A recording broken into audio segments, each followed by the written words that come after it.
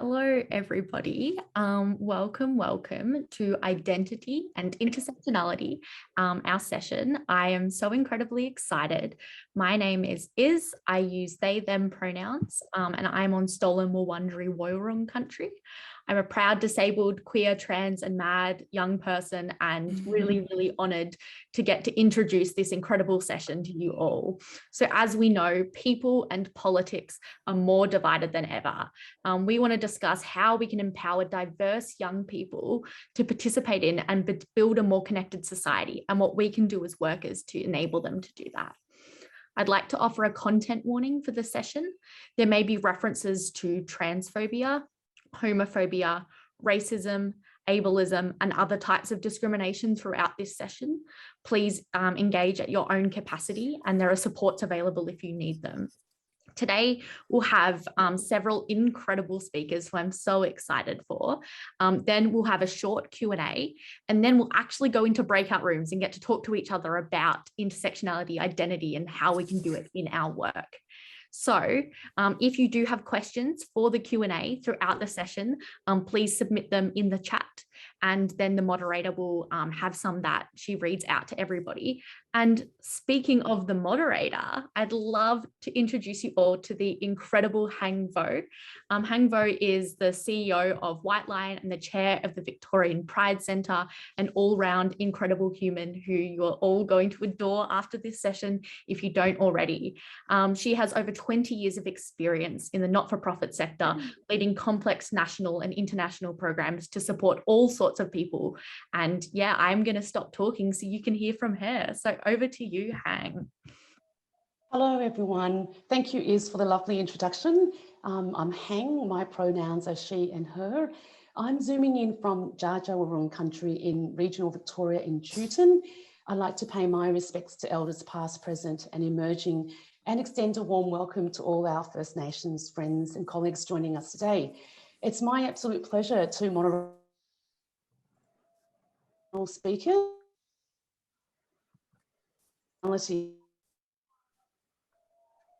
today. And I'll kickstart the session just by sharing my perspective, which is informed by my lived experience and my role as CEO for Whiteline and the Pride Centre. So hopefully many of you, if not all of you, are familiar with Whiteline, which is an organisation working with young people at risk to build positive connections and pathways to work. Importantly, we work really hard to try and create a safe and inclusive culture where everyone belongs and not just fit in. The Victorian Pride Centre, which is based in St Kilda, officially was opened by the Premier in early July. Of course, with all of the lockdowns we've had, you can book a tour once we're out of lockdown. It's Australia's first purpose-built hub for LGBTIQ+ communities. There are 15 iconic health, community and cultural organisations that are permanent residents there.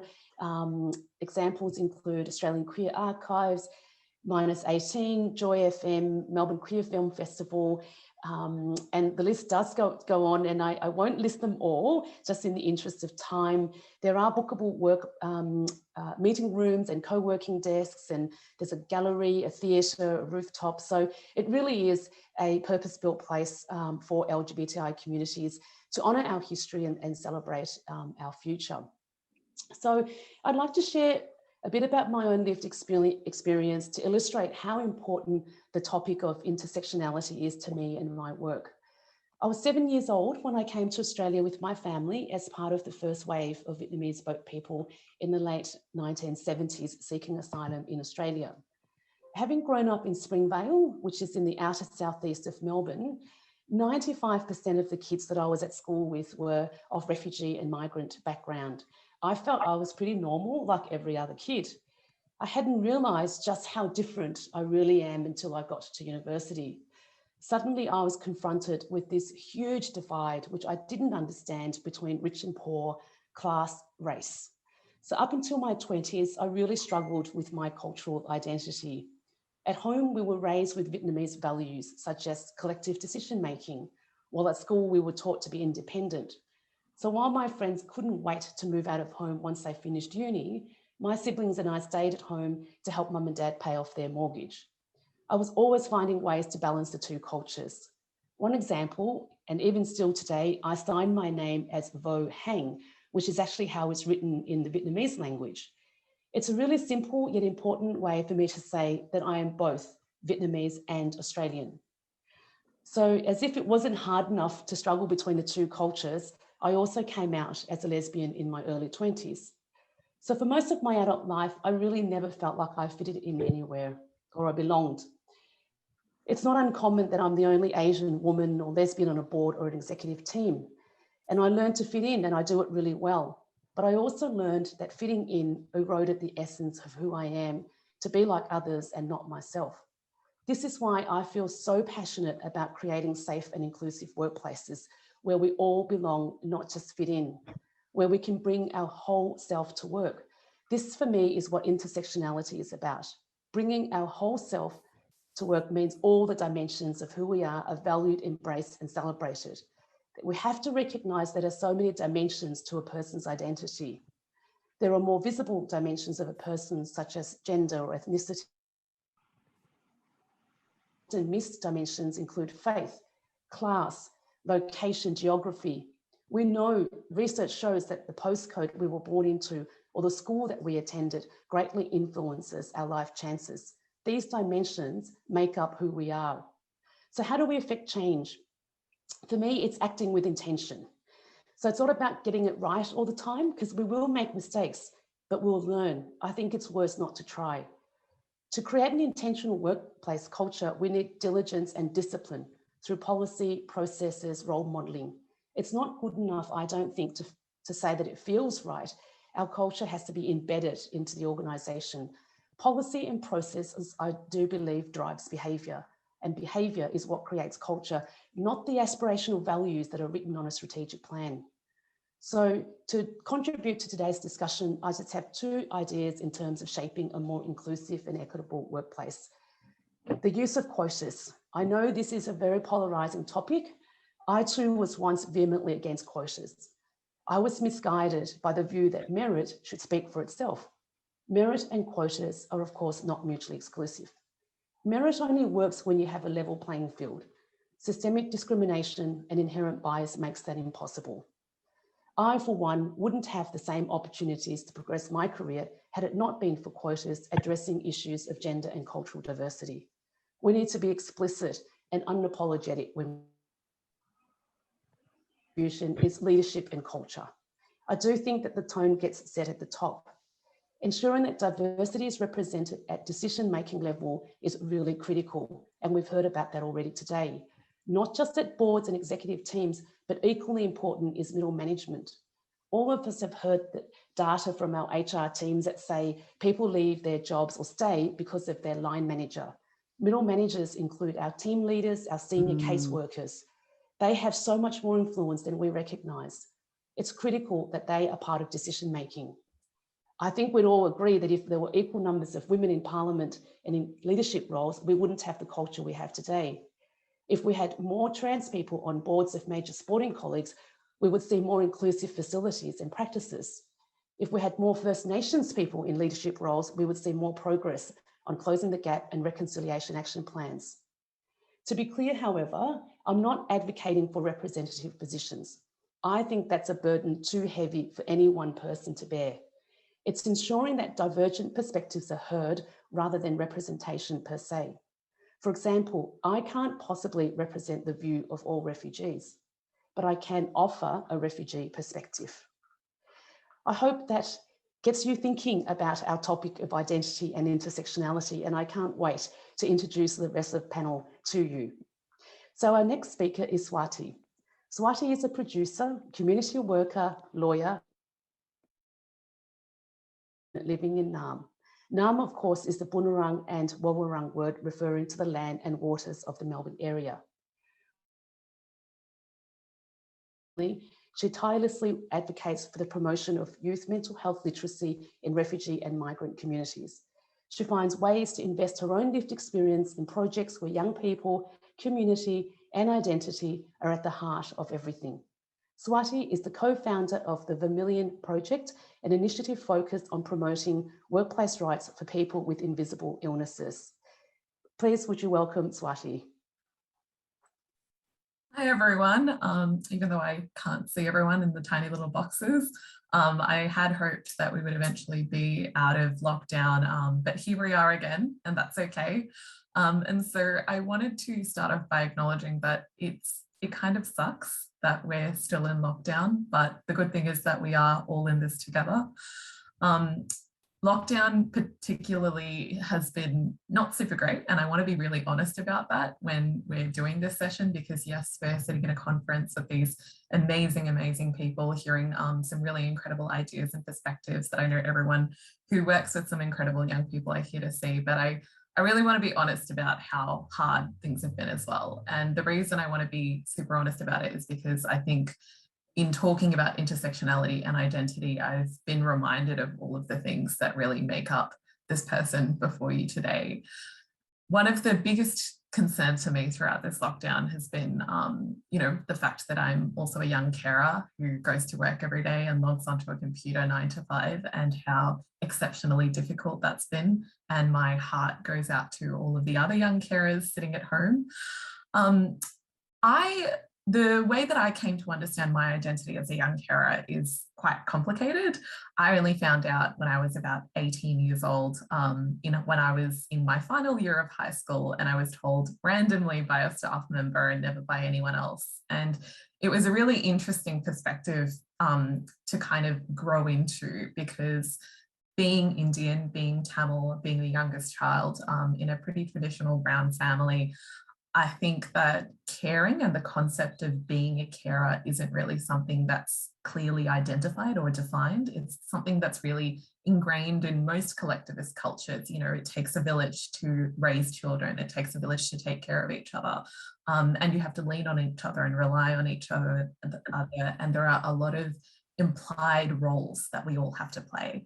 So taking care of someone was just, a part of life. It wasn't really this label or this separate identity that we attached to anyone. And so I never really understood it differently. But when someone put it to me, that's what I was, and I had to kind of fill in, I had to color in this new picture that had been put in front of me, I realized how much of my life had been impacted by this identity.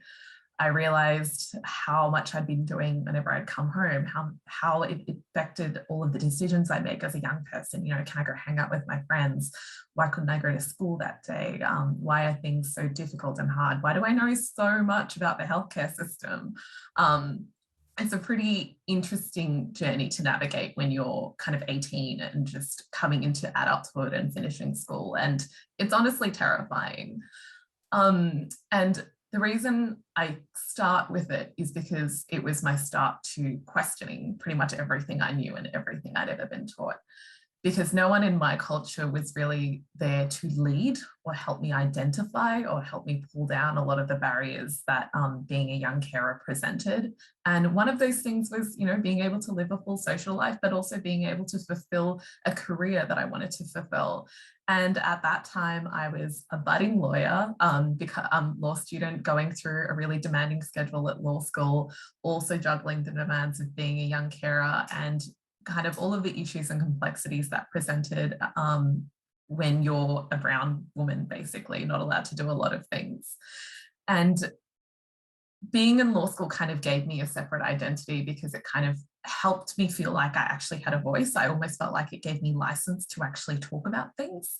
But then I got to graduation and started working in human rights law, which is just such a privilege and an area of passion to be supporting and working with people all going through complex processes of seeking asylum in Australia. But it was also a reminder that, I didn't actually need a certificate to give me license to use my voice and talk about things. I realized that all of the years I'd spent learning how to take care of someone and be a carer, and all of the time that I'd spent fighting a lot of people in my community to get that recognition and also make space for myself. I got to the end of law school and working in human rights law, and I realized, having a voice is something that you need to recognize and take for yourself.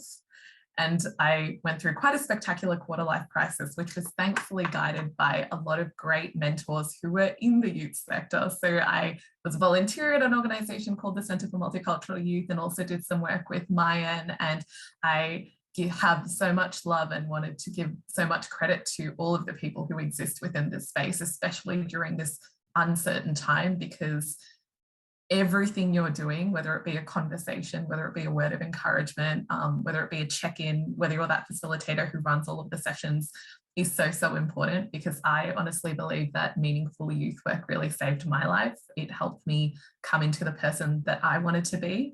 And now I didn't fall into, but it kind of found me this wonderful role of being a producer and working on the Takeover Melbourne program. And I was so excited to hear that you were also from the Southeast, Hang, because I'm from the Southeast as well, and I'm super passionate about it. And I have the privilege of working with young people, working with high school age young people through this program to empower them to identify their voices at an early stage, because high school age is like great. It's like a confusing stage, but it's also where you want to support young people to kind of identify really beautiful, powerful, diverse stories and empower them to tell them in their own words and teach them how to tell that safely, and defend themselves and stand up for themselves on a national platform like the ABC.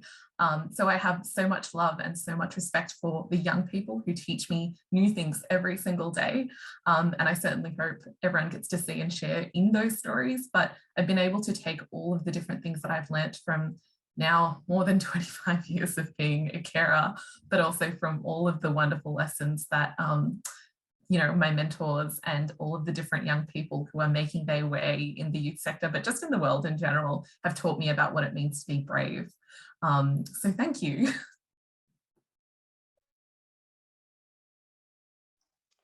That's just fantastic, Swathi, and I can actually listen to you speak all day. We'll get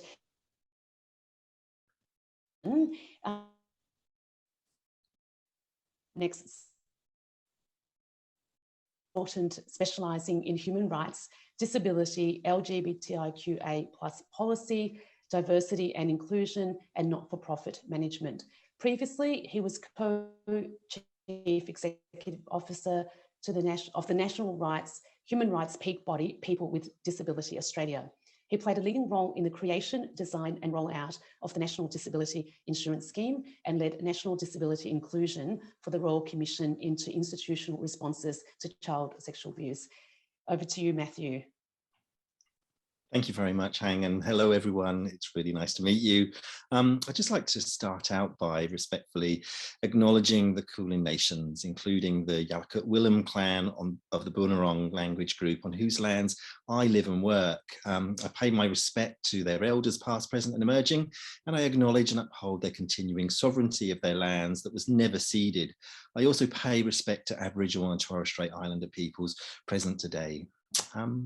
Identity and identity politics are critically important and form the basis of us unpacking, acknowledging and understanding oppression based on disability, race, gender, class, socioeconomic status, gender identity, sexuality and sex characteristics. Engaging in this critical thinking provides a space for us to explore intersectionality and the specific and unique forms of oppression, discrimination, inequity, and violence that intersections of identity create.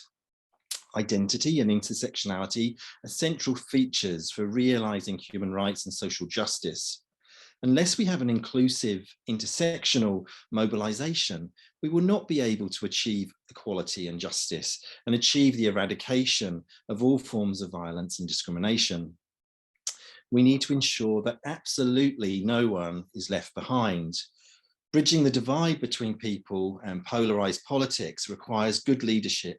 And we currently see so many amazing young leaders who are extremely savvy in identity politics and able to apply a sophisticated intersectional lens to global issues such as climate justice, poverty and inequality, gender-based violence, disability rights, police and prison abolition, Indigenous rights, and LGBTIQA+ equality, to name but a few.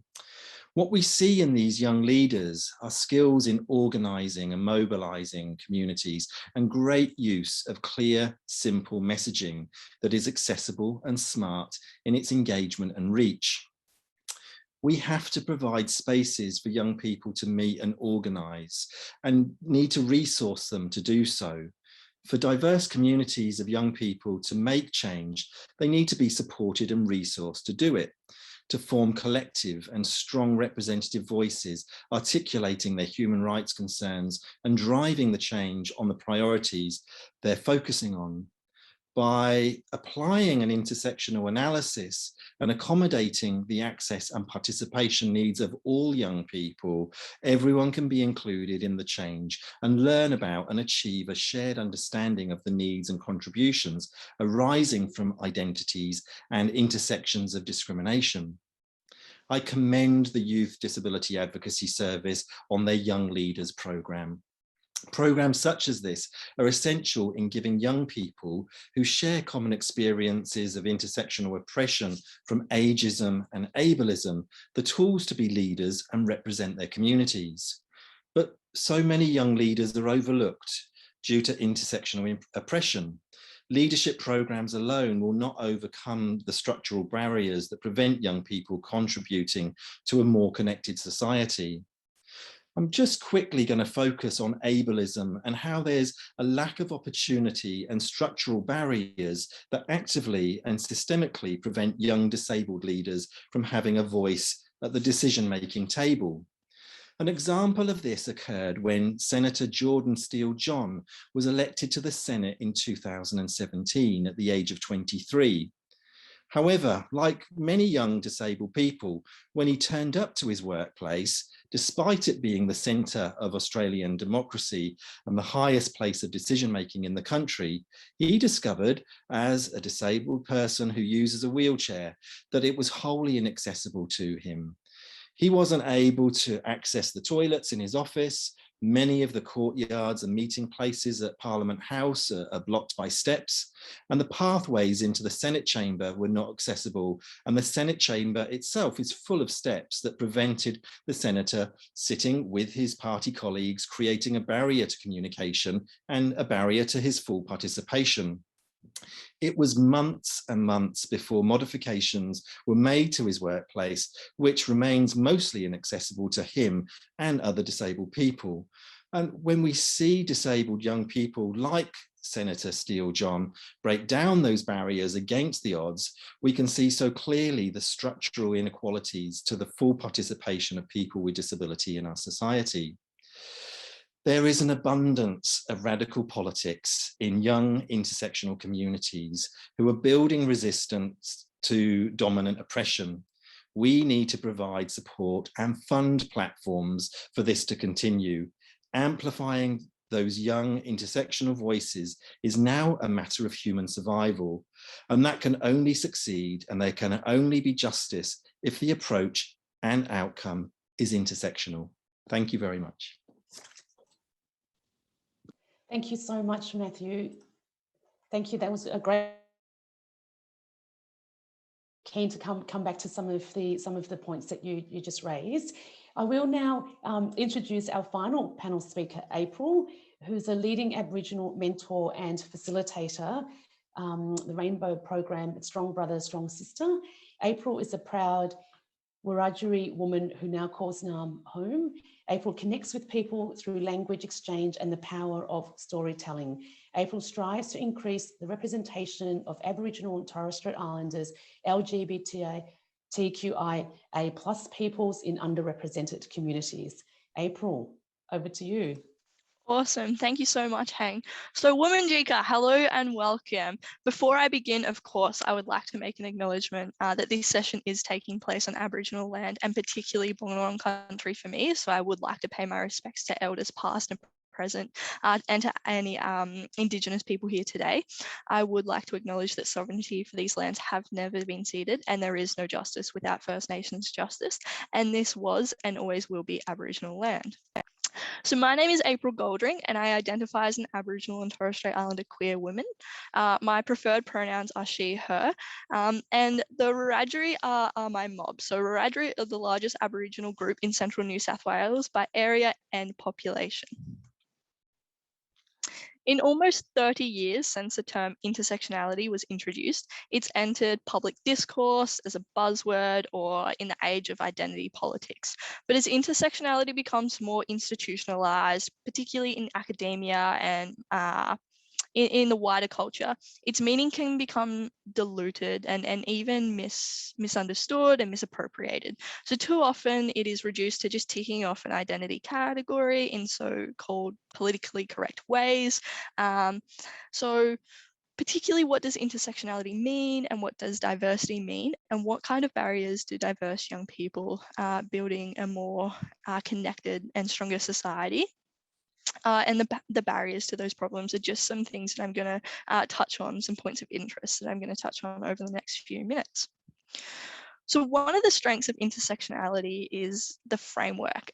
So the framework, it makes us consider the overlap of identity and oppression. So this requires us to view others as more than just a single subject or category. So ultimately, the goal of intersectionality is to recognize the multifaceted nature of humans and the human experience. So when we focus on intersectionality and navigating identity particularly, it forces us to develop necessary skills and a certain set of skills that are necessary for respectful communication and engagement, which often leads to thoughtful dialogue and around complex issues. So around those issues in workplace and deepening the understanding in ways in which diversity, equity and inclusion are relevant to everyone is something that will be touched on later.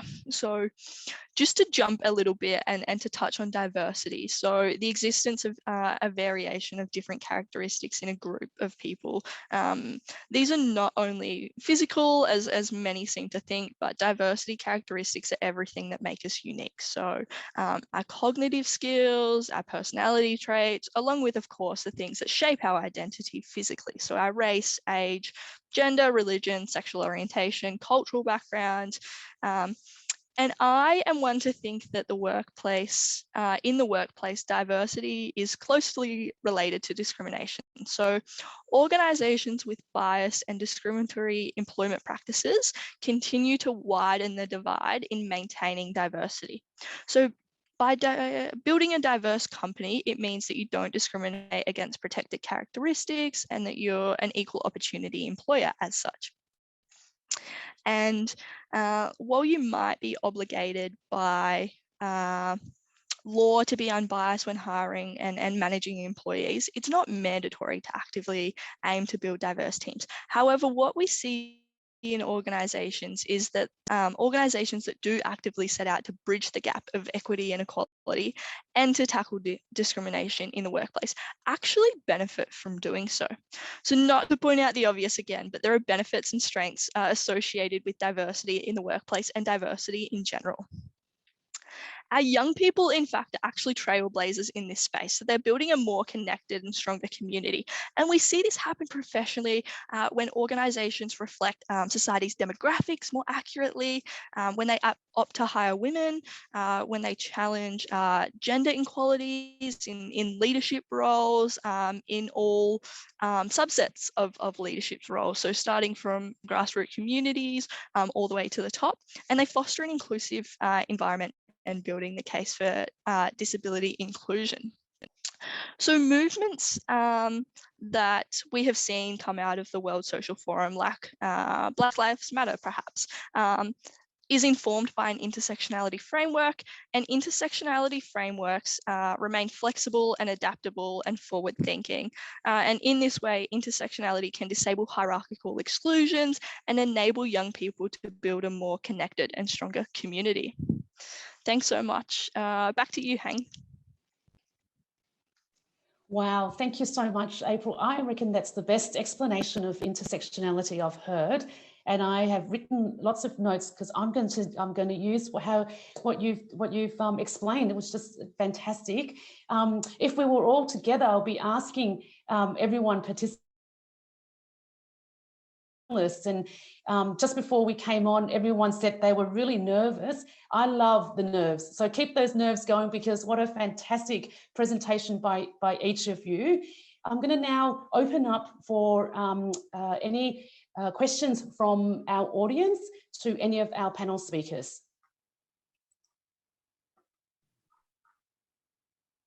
If you'd like to ask a question, you can put it in the chat, or you can use the hand up feature in Zoom so we can give you access to turn your microphones on. Thank you. So perhaps while we're waiting for questions to come in, I might actually start with a question for Swathi. Swathi, so we're really among friends here. I mean, I think it'd be fair to say that we're speaking to the converted in terms of all the issues that we're talking about today. Given the work that you've done in terms of finding your voice and creating a platform, what's your advice on how we can influence and change the hearts and minds of those who aren't friends and who aren't here, but more mainstream? Big one. But I think to start with, personally, a really big issue for me was not knowing whether I needed permission to do a lot of the things I wanted to do. Things like even something as simple as setting up like a panel discussion or like running a campaign, all of those things. I was really confused about like who I needed to ask, whether I was good enough to do any of those things, whether anyone actually wanted to listen to me. And a lot of that goes back to one, like a lack of representation. You can't become what you don't see. And it's the same thing that I hear from all of our young people. They're like, I wanted to write the story because I haven't read a story like this. And you're like, yeah, that's totally right. You should do it. So one of the powerful things that someone said to me really early on was ask for forgiveness and not permission. And also forgive yourself for like not believing in yourself for a while, because I think we all need to do that. And otherwise you kind of build up on this imposter syndrome. So just go for it. Whatever you have an idea of doing, whatever you think is the way to go about something in terms of running a campaign or the decisions that you make, go with your gut, because you're probably right. And all of the things that terrify you, like for me, I used to be really scared of talking about the fact that I am a carer, because there's a different social cost that I bear when I talk about these things when it comes to people in my community, because they don't really see me the same way and they don't treat me the same way. And it took me a long time to realize that that's what I needed to challenge. So that's why I keep doing it. I make people uncomfortable. I like making people uncomfortable. And if they have something to say to me, then you take that on. And so yes, one is like, don't ask for permission, just ask for forgiveness, go for it, trust your gut, but also surround yourself with people who can kind of really support you and can offer you that help. Another thing I was terrified of doing was actually asking for help, because I was like, is anyone going to take me seriously? And is anyone actually going to help me? People are so willing to offer help and advice. And I'd really encourage anyone who's confused or worried, if you've got a young person who's like really hesitating on something, put them in touch with a mentor, someone who can chat to them even for just 30 minutes, because it makes the world, it makes such a difference. Thank you so much. That's fantastic. And we are so grateful for your courage and your bravery. So don't keep young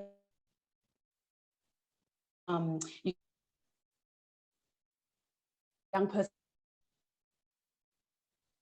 really and really making change and making people uncomfortable in order to drive change is just fantastic role modeling. So thank you, Swathi.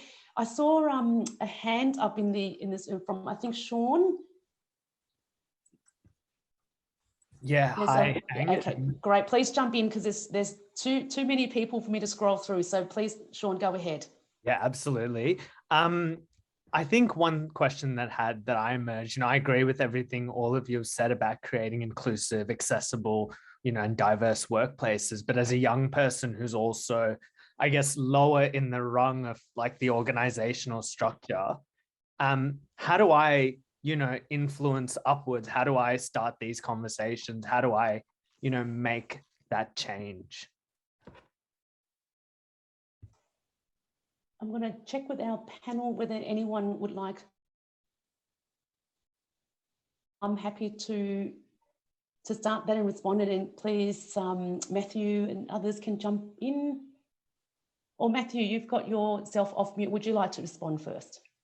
Sure, thanks, Hang, and thanks. That's a really great question. And I think using every opportunity that you have, both to kind of demonstrate inclusion and participation and the difference that that makes, and then also, you know, using things like if you have team meetings, if you have supervision meetings, in those forums, actually raising this stuff when your organization is doing planning, when it's looking at the sort of future, like strategic plans, and you can absolutely use those platforms and avenues for raising things around representation, around that being inclusive, around it being intersectional, and just sort of keep on sort of demonstrating that, but also asking for it and saying that this needs to be a part of current practice or future practice.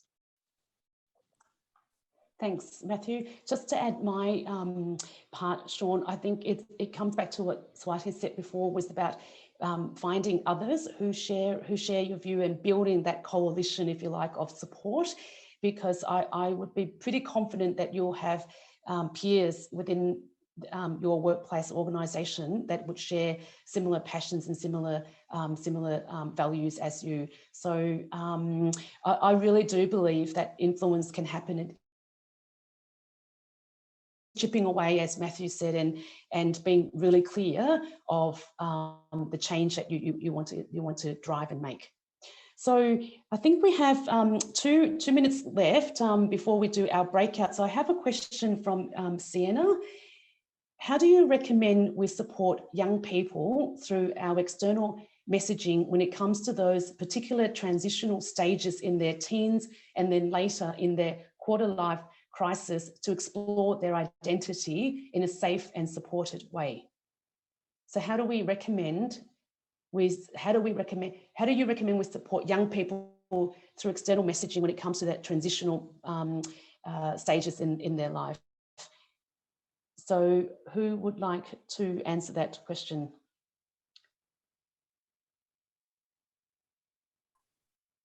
I'm happy to kick off, but I won't take Thank you, Swathi.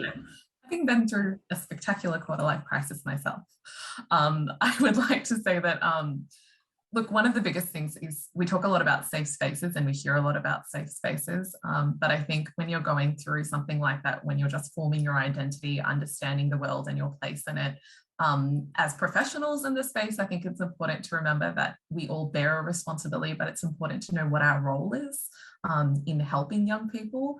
And I think a lot of that is about ensuring that we're creating awareness about what kinds of spaces there are for young people to go forward and seek help. We talk a lot about help seeking and promoting help seeking behaviour, but I think the conversation and our efforts now need to be directed towards that systemic change of putting in place mechanisms that can actually create and enable sustainable spaces that young people can continue to access.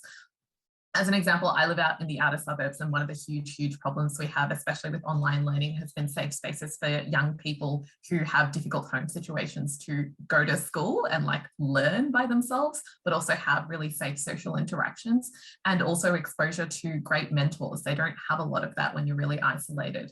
And we've been trying to work on ways to, make use of unused local areas and local centres to promote that, but also how can you embed different supports and different educational mechanisms like mental health care, like helping them understand their legal rights when it comes to workplace accessibility so that they're not exploited, because we know that they're more likely to be exploited. It's about understanding our role, trying to implement things that we can within our power, but also a huge one for me is always to make sure that you've got young voices, young decision makers at every stage of any decision making process, because that'll be reflected in any work that you do if you can get there. That's great. Thank you, Swathi. I do have a question for April, actually. April, we've heard a lot today about the importance of lived experience. I think government, one of your area of special tip that you can give everyone around encouraging storytelling and hearing the lived experience of young people across all of our work. Yeah, sorry, Hang, you just cut out a little bit for me just then. So could you please repeat that quickly? Sure. So what's your tip for all of us on how we can encourage storytelling so we can hear more from people with lived experience? Yeah, absolutely. Cool. So yeah, storytelling for me is a huge thing, whether that be part of my cultural identity or just part of who I am. So a storytelling, a way that we can facilitate that is really, really safe spaces. And like Swathi said, it is about finding that person that you can connect with and have a yarn with. So I think it is about finding, as me myself being a young person, I like to find someone who is around my same age or is someone who I aspire to be, and making sure that I can connect with them and that I have that really safe conversation. And it is just generally a yarn. Like, you don't go in there with any kind of agenda, because a fixed agenda isn't going to have the right conversation that you need to have. So I think it is purely just about sharing your story, because each story is unique and each story is really, really powerful. So I think it's pretty much as simple as that, just finding someone and sharing your story, because there is strength in storytelling, and there is strength in knowledge and language exchange as well. Fantastic. Thank you so much, April. And also to Swathi and to Matthew for your fantastic contributions. I will hand back to Iz to move us to the breakout. Thanks, Iz. Is speaking. How good was all of that? I am so incredibly excited to say that we'll all get to be a part of a conversation about this now. So shortly, we will all be moving into breakout rooms to discuss the topic of intersectionality and identity as it applies to your own work and the organization that you work for and those kinds of things. There'll be a Menti link in the chat box, which will have the question that we're talking about, which is, what could you and your organization do better to value and support intersectionality? So you can go and put your answers in there, but also have a conversation with the people in your breakout room. What does that look like for you? Are you having a hard time answering the question, why is that? Can we learn from each other? So additionally noting, if you can't use Menti or you just don't want to, you can just use your voice or the chat. So I'm super excited to say you'll be heading off into a breakout room to chat more about this. Let's do it. Is speaking. Hello, everybody. I hope you all had an incredible breakout room discussion. I know I did. I was like doing a little happy dance and doing all the snaps as we did it because it was so wonderful. I think reflecting back on this incredible conversation and learnings that we've done over the last hour, I really wanted to highlight a couple of things. So I certainly noticed the focus that intersectionality and identity are power. And if you are a person that has complex and beautiful intersectional identities, be proud of it, because other people are threatened by it, and you should get to use that power. But on the other hand, that it's not our responsibility as marginalized people to be making the world better and easier for us as diverse and intersectional people, that other people should be doing the work as allies, but that it should be led by us and we should get to be the ones doing it. I wanted to thank Hang and our incredible, incredible speakers for engaging in such a wonderful discussion, and for all of you for commenting in the chat and joining the breakout rooms to really explore this important topic. As you'll see on the board, currently there's all these responses that people put to the Menti about what your organization can do better, and I really hope some of them become actionable. There's also a I think a reflection Menti that will be going into the chat. If not, I just said that there should be anyway. So hopefully you can provide your thoughts on this session and how we're going, because your input's really important to us.